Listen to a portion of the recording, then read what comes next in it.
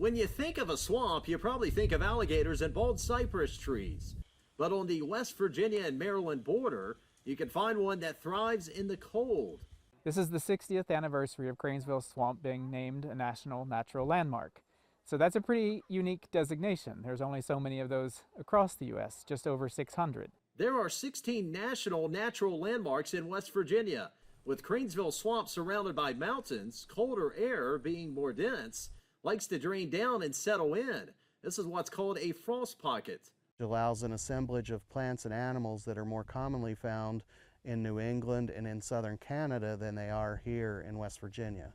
We know that the glaciers never made it this far south, but the cooling effect associated with those glaciers is what originally changed this habitat into more of a tundra-like habitat.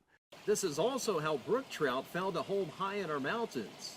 Nearby streams appreciate the swamp since it can filter out water and slow the runoff down after a heavy rain. This is actually one large organism that's working together to provide the habitat that it does for the plants and animals. The cottongrass meadow. Cottongrass is another one of those species, much more common in New England and in southern Canada. Something interesting was found below the swamp years ago.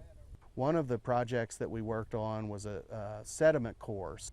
The peat that's here is about 3 feet deep, and we went down to the bottom of the peat and we hit solid wood. So what we think happened is this was originally a forested swamp dominated by conifer species like red spruce, eastern hemlock, white pine, and evidently a storm event, possibly a hurricane or a tornado, came through and knocked that vegetation down that formed the basis of what the swamp is today. The Nature Conservancy is here to protect these amazing species, these habitats that don't occur anywhere else, these amazing beauty spots in West Virginia, and I think people know us for that. But it's really the connections that we make to people, or the connections that people have to us, that's made this a success. With Wild Appalachia, I'm Brandon Stover. Just hop up and leapfrog over in front of us every time. I like Sasquatch. Is he real?